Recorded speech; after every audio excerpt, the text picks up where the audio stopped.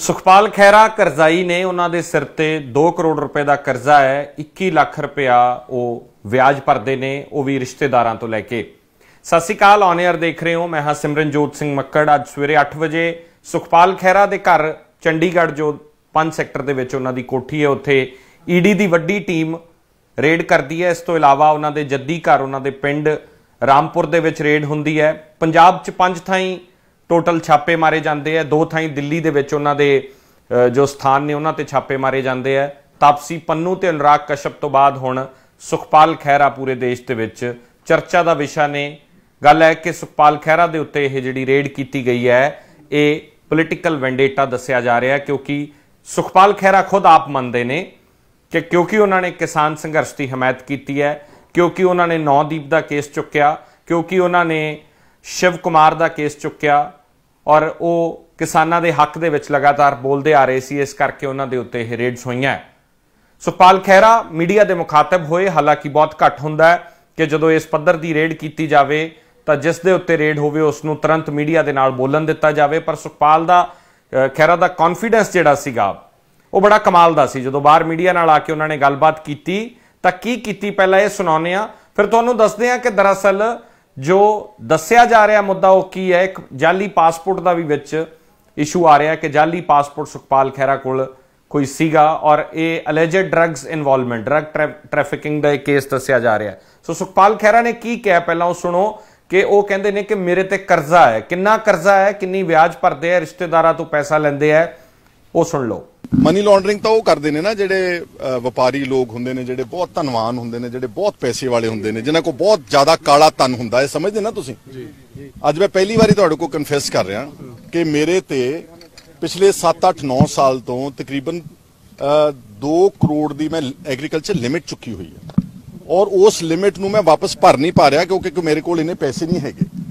और उस लिमिट का मैं हर साल तकरीबन ज्यादा नहीं तो 21-22 लाख रुपया मैं ब्याज दे रहा, जिहड़ा मैनूं फिर दोबारा अपने दोस्तों कोलों, रिश्तेदारों कोलों फड़ के देना पैंदा वा।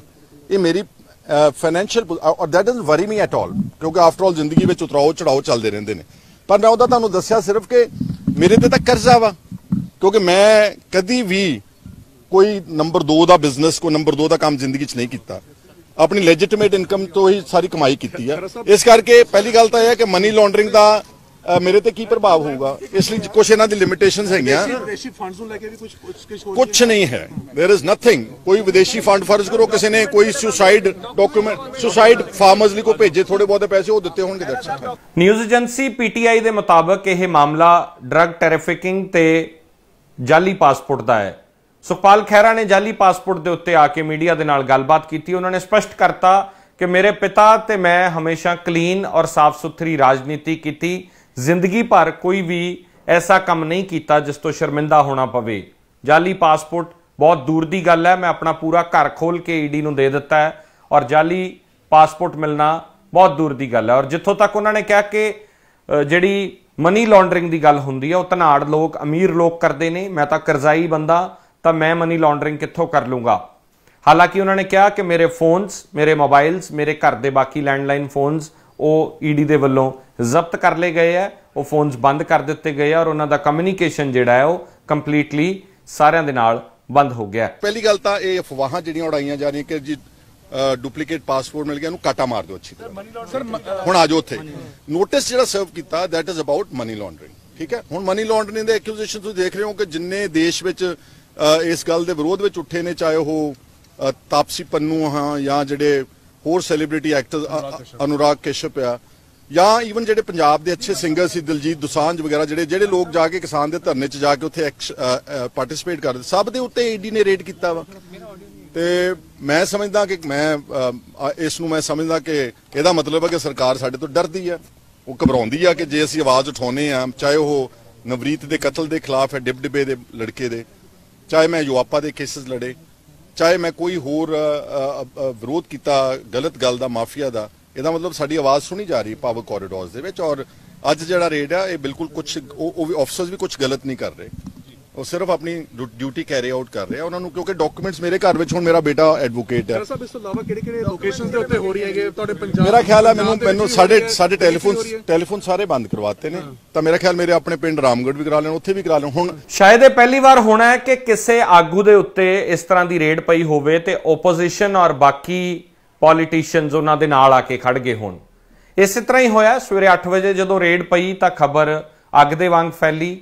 ਪੰਜਾਬ ਸਮੇਤ ਨੈਸ਼ਨਲ ਮੀਡੀਆ ਦੇ ਕੁਝ ਹਿੱਸਿਆਂ ਨੇ ਵੀ ਇਸ ਨੂੰ ਚਲਾਇਆ ਦਿਖਾਇਆ। ਹਾਲਾਂਕਿ ਸੁਖਪਾਲ ਖਹਿਰਾ ਦਾ ਜੇ ਆਖਰੀ ਟਵੀਟ ਲਗਭਗ 4 ਘੰਟੇ ਪਹਿਲਾਂ ਜੋ ਰੇਡ ਸੀ ਉਹ ਨੈਸ਼ਨਲ ਮੀਡੀਆ ਦੇ ਬਾਰੇ ਸੀਗਾ। ਨੈਸ਼ਨਲ ਮੀਡੀਆ ਦੇ ਉੱਤੇ ਉਹਨਾਂ ਨੇ ਕਟਾਕਸ਼ ਕੀਤਾ। ਉਹਨਾਂ ਨੇ ਕਿਹਾ ਕਿ ਮੀਡੀਆ ਜਿਹੜਾ ਉਹ ਬਹੁਤ ਘੱਟ ਟਰਥਫੁਲ ਰਹਿ ਗਿਆ, ਕੁਝ ਚੁਣਿੰਦਾ ਚੈਨਲਸ ਨੇ ਜਿਹੜੇ ਸੱਚ ਦਿਖਾਉਂਦੇ ਆ, ਬਾਕੀ ਸਾਰਾ ਮੀਡੀਆ ਜਿਹੜਾ ਉਹ ਸਰਕਾਰ ਦੇ ਦਬਾਅ ਹੇਠ ਚੱਲਦਾ ਹੈ।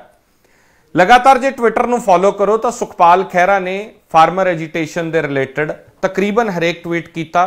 ਖਾਸ ਤੌਰ ਤੇ ਟਾਈਮ ਮੈਗਜ਼ੀਨ ਦੇ ਉੱਤੇ ਛਪੀ ਉਹ ਤਸਵੀਰ ਜੋ ਪੰਜਾਬ ਦੀਆਂ ਉਹਨਾਂ ਔਰਤਾਂ ਦੀ ਛਪੀ ਸੀ ਜੋ ਐਜੀਟੇਸ਼ਨ ਦੇ ਵਿੱਚ ਹਿੱਸਾ ਲੈਣ ਜਾ ਰਹੀਆਂ ਸੀ, ਉਸ ਦੇ ਵਿੱਚ ਉਹਨਾਂ ਨੇ ਪ੍ਰਧਾਨ ਮੰਤਰੀ ਮੋਦੀ ਦੇ ਉੱਤੇ ਸਿੱਧਾ ਨਿਸ਼ਾਨਾ ਸਾਧ ਕੇ ਉਹਨਾਂ ਨੂੰ ਇੱਥੋਂ ਤੱਕ ਕਿਹਾ ਕਿ ਪ੍ਰਧਾਨ ਮੰਤਰੀ ਨੂੰ ਸ਼ਰਮ ਆਉਣੀ ਚਾਹੀਦੀ ਹੈ। ਇਹ ਸਾਰੇ ਟਵੀਟਸ ਤੁਸੀਂ ਆਪਣੀ ਸਕਰੀਨ ਦੇ ਉੱਤੇ ਇਸ ਵੇਲੇ ਦੇਖ ਰਹੇ ਹੋ। ਸੁਖਪਾਲ ਖਹਿਰਾ ਉਹਨਾਂ ਦੇ ਉੱਤੇ ਕੁਐਸਚਨ ਕਰਦੇ ਨਜ਼ਰ ਆ ਰਹੇ ਸੀ। ਪਰ ਕਮਾਲ ਦੀ ਗੱਲ ਹੈ ਕਿ ਪੰਜਾਬ ਦੀ ਸਿਆਸਤ ਇਸ ਮੁੱਦੇ ਦੇ ਉੱਤੇ ਇੱਕ ਦੂਜੇ ਦੇ ਨਾਲ ਪਹਿਲੀ ਵਾਰ ਖੜੀ ਨਜ਼ਰ ਆਈ ਹੈ। ਵਿਧਾਨ ਸਭਾ ਦਾ ਸੈਸ਼ਨ ਚੱਲ ਰਿਹਾ ਹੈ। ਬਜਟ ਸੈਸ਼ਨ ਦੇ ਦੌਰਾਨ ਪੰਜਾਬ ਦੇ ਆਗੂਆਂ ਨੇ, ਕਾਂਗਰਸ ਦੇ ਖਾਸ ਤੌਰ ਤੇ ਆਗੂਆਂ ਨੇ ਸੁਖਪਾਲ ਖਹਿਰਾ ਦੀ ਇਸ ਰੇਡ ਦੇ ਉੱਤੇ ਕੇਂਦਰ ਸਰਕਾਰ ਨੂੰ ਲਾਂਤਾਂ ਪਾਈਆਂ ਨੇ ਕਿ ਕੇਂਦਰ ਦੀ ਸਰਕਾਰ ਹਰ ਵਿਅਕਤੀ ਨੂੰ, ਇਨਸਾਨ ਨੂੰ ਡਰਾਉਣ ਦੀ ਕੋਸ਼ਿਸ਼ ਕਰ ਰਹੀ ਹੈ ਔਰ ਕਿਸਾਨੀ ਅੰਦੋਲਨਾਂ ਜੁੜੀਆਂ ਹੋਈਆਂ ਹਰ ਸ਼ਖਸੀਅਤਾਂ, ਹਰ ਪੰਜਾਬੀ ਨੂੰ ਡਰਾਉਣ ਦੀ, ਧਮਕਾਉਣ ਦੀ ਕੋਸ਼ਿਸ਼ ਕੀਤੀ ਜਾ ਰਹੀ ਹੈ। ਕਿਉਂਕਿ ਇਹ ਬੜੇ ਲੰਬੇ ਸਮੇਂ ਤੋਂ ਦੇਖਣ ਆ ਰਿਹਾ ਹੈ ਕਿ ਈਡੀ ਜਿਹੜੀ ਹੈ ਉਹ ਕੇਂਦਰ ਸਰਕਾਰ ਦਾ ਹੱਥ ਠੋਕਾ ਬਣੀ ਹੋਈ ਹੈ ਔਰ ਇਹ ਅਧਿਕਾਰੀਆਂ ਨੂੰ ਚਾਹੀਦਾ ਹੈ ਕਿ ਉਹ ਕਾਨੂੰਨ ਦੇ ਅਨੁਸਾਰ ਕੰਮ ਕਰਨ। ਮੈਨੂੰ ਲੱਗਦਾ ਹੈ ਕਿ ਕੇਂਦਰ ਦੀ ਸਰਕਾਰ ਇਹ ਦਬਾਉਣ ਦੇ ਵਾਸਤੇ ਇਹ ਪ੍ਰੈਸ਼ਰ ਟੈਕਟਿਕਸ ਜਿਹੜੇ ਨੇ ਉਹ ਯੂਜ਼ ਕਰ ਰਹੇ ਹੈ, ਕਿਉਂਕਿ ਕਿਤੇ ਵੀ ਆੜਤੀਆਂ ਤੇ, ਬਲਕਿ ਆੜਤੀਆਂ ਤੇ ਈਡੀ ਦਾ ਜਾਂ ਉਹਨਾਂ ਤੇ ਕੁਝ ਰੇਡ ਕਰਨ ਦਾ ਤੇ ਕੋਈ ਮਤਲਬ ਨਹੀਂ ਬਣਦਾ। ਔਰ ਇਹ ਚੀਜ਼ਾਂ ਨੇ ਜਿਹੜੀਆਂ ਇਹ ਲੋਕਾਂ ਨੂੰ ਦਬਾਉਣ ਦੇ ਵਾਸਤੇ ਯੂਜ਼ ਕੀਤੀਆਂ ਜਾਂਦੀਆਂ। ਇਹਨਾਂ ਜਿਹੜੀਆਂ ਗਵਰਨਮੈਂਟ ਏਜੰਸੀਜ਼, ਗਵਰਨਮੈਂਟ ਇੰਸਟੀਟਿਊਸ਼ਨਸ ਨੇ, ਉਹਨਾਂ ਨੂੰ ਇੱਕ ਕਿਸਮ ਦਾ ਯੂਜ਼ ਕੀਤਾ ਜਾ ਰਿਹਾ, ਮਿਸਯੂਜ਼ ਕੀਤਾ ਜਾ ਰਿਹਾ ਆਪਣੇ ਪਰਪਸ ਵਾਸਤੇ। ਸੋ ਇਸ ਕਰਕੇ ਇਸ ਤਰ੍ਹਾਂ ਦੀਆਂ ਜਿਹੜੀਆਂ ਗੱਲਾਂ ਨੇ ਇਹ ਸਰਕਾਰ ਨੂੰ ਸ਼ੋਭਾ ਨਹੀਂ ਦਿੰਦੀਆਂ ਕਿ ਲੋਕਾਂ ਨੂੰ ਆਵਾਜ਼ ਨੂੰ ਦਬਾਉਣ ਵਾਸਤੇ ਪ੍ਰੈਸ਼ਰ ਦਾ ਯੂਜ਼ ਕੀਤਾ ਜਾਵੇ। ਹਾਲਾਂਕਿ ਭਾਜਪਾ ਦੇ ਉੱਤੇ ਵੱਡੇ ਦੋਸ਼ ਲੱਗਦੇ ਆਏ ਨੇ ਕਿ ਭਾਜਪਾ ਦਾ ਇਹ ਵਰਕਿੰਗ ਸਟਾਈਲ ਹੈ, ਦੇਸ਼ ਦੇ ਵਿੱਚ ਸਿਆਸਤ ਦਾ ਇਹ ਨਵਾਂ ਮੋੜ ਹੈ। ਜਿੰਨੀਆਂ ਬਾਡੀਜ਼ ਆਟੋਨਮਸ ਨੇ ਉਹਨਾਂ ਦੇ ਉੱਤੇ ਸਰਕਾਰੀ ਪ੍ਰਭਾਵ ਦੇ ਹਮੇਸ਼ਾ ਦੋਸ਼ ਲੱਗਦੇ ਰਹੇ ਨੇ, ਭਾਵੇਂ CBI ਹੋਵੇ, ED ਹੋਵੇ। ਬੰਗਾਲ ਦੀਆਂ ਚੋਣਾਂ ਦੇ ਵਿੱਚ ਦੋਸ਼ ਲੱਗੇ ਕਿ ਭਾਜਪਾ ਨੇ ED ਨੂੰ ਵਰਤਿਆ। ਉਸ ਤੋਂ ਬਾਅਦ ਫਾਰਮਰ ਐਜੀਟੇਸ਼ਨ ਦੇ ਵਿੱਚ ਤਾਪਸੀ ਪੰਨੂ, ਅਨੁਰਾਗ ਕਸ਼ਪ ਦੇ ਉੱਤੇ ਰੇਡਸ ਹੋਈਆਂ ਤਾਂ ਉਦੋਂ ਵੀ ਇਸ ਦੀ ਚਰਚਾ ਹੋਈ। ਹਾਲਾਂਕਿ ਤਾਪਸੀ ਪੰਨੂ ਨੇ ਵੀ ਜਿਹੜੇ 3 ਟਵੀਟਸ ਕੀਤੇ ਉਹ ਸਰਕਾਰ ਤੇ ਵੱਡੇ ਕਟਾਕ ਸੀਗੇ। 5 ਕਰੋੜ ਦੀ ਗੱਲ ਹੋਵੇ, ਭਾਵੇਂ ਵਿਦੇਸ਼ ਦੇ ਵਿੱਚ ਉਹਨਾਂ ਦੇ ਘਰ ਦੀ ਚਾਬੀ ਦੀ ਗੱਲ ਹੋਵੇ। ਔਰ ਹੁਣ ਸੁਖਪਾਲ ਖਹਿਰਾ ਨੇ ਵੀ ਸਿੱਧੇ ਤੌਰ ਤੇ ਕਹਿ ਦਿੱਤਾ ਹੈ ਕਿ ਜਦੋਂ ਬਾਦਲਾਂ ਦੀ ਸਰਕਾਰ ਸੀ ਉਦੋਂ ਵੀ ਮੇਰੇ ਤੇ ਪਰਚੇ ਪਾਏ ਗਏ। ਕੈਪਟਨ ਅਮਰਿੰਦਰ ਸਿੰਘ ਨੇ ਡਰੱਗਸ ਨੂੰ ਲੈ ਕੇ ਮੇਰੇ ਤੇ ਪਰਚਾ ਦਰਜ ਕਰਵਾਇਆ ਔਰ ਹੁਣ ਕੇਂਦਰ ਦੀ ਸਰਕਾਰ ਨੇ ਫਾਰਮਰ ਐਜੀਟੇਸ਼ਨ ਨੂੰ ਲੈ ਕੇ ਮੇਰੇ ਤੇ ਇਹ ਰੇਡ ਪਵਾਈ ਹੈ। ਇਸ ਵਿੱਚ ਕੋਈ ਦੋ ਰਾਏ ਨਹੀਂ ਕਿ ਮੌਜੂਦਾ ਕੇਂਦਰ ਸਰਕਾਰ ਜਿਸ ਤਰ੍ਹਾਂ ਦੀ ਵਰਕਿੰਗ ਕਰ ਰਹੀ ਹੈ, ਬਹੁਤ ਸਾਰੇ ਸਵਾਲ ਉੱਠਦੇ ਰਹੇ ਨੇ। ਦੇਸ਼ ਦੇ ਉਹਨਾਂ ਪ੍ਰੈਸਟੀਜੀਅਸ ਇੰਸਟੀਟਿਊਸ਼ਨਸ ਦੇ ਉੱਤੇ ਸਵਾਲ ਉੱਠਦੇ ਰਹੇ ਨੇ। ਹਾਲਾਂਕਿ ਇਸ ਮਾਮਲੇ ਨੂੰ ਜੇ ਦੇਖਿਆ ਜਾਵੇ ਤਾਂ ਨਿਊਜ਼ ਏਜੰਸੀ PTI ਦੇ ਮੁਤਾਬਕ ਇਹ ਰੇਡ ਅਲੈਜਡ ਡਰੱਗ ਟ੍ਰੈਫਿਕਿੰਗ ਔਰ ਇੱਕ ਜਾਲੀ ਪਾਸਪੋਰਟ ਦੀ ਪੁੱਛਗਿੱਛ ਵਾਸਤੇ ਕੀਤੀ ਗਈ ਹੈ। ਰੇਡ ਕਿੰਨੀ ਵੱਡੀ ਹੈ ਇਸ ਦੇ ਉੱਤੇ ਸੁਖਪਾਲ ਖਹਿਰਾ ਨੇ ਵੀ ਕਟਾਕਸ਼ ਕੀਤਾ ਕਿ ਡਿਪਟੀ ਡਾਇਰੈਕਟਰ ਔਰ ਉਹਨਾਂ ਦੇ ਬਹੁਤ ਸਾਰੇ ਸਾਥੀ ਉਹ ਆਪਣੀ ਵੱਡੀ ਟੀਮ ਲੈ ਕੇ ਸੁਖਪਾਲ ਖਹਿਰਾ ਦੇ ਘਰ ਪਹੁੰਚਦੇ ਨੇ। ਇਸ ਪੇਸ਼ਕਸ਼ 'ਚ ਇੰਨਾ ਹੀ। ਇਜਾਜ਼ਤ ਦਿਓ। ਕੈਮਰਾ ਪਰਸਨ ਗਗਨ ਦੇ ਨਾਲ ਸਿਮਰਨਜੋਤ ਸਿੰਘ ਮੱਕੜ, ਔਨ 에ਅਰ।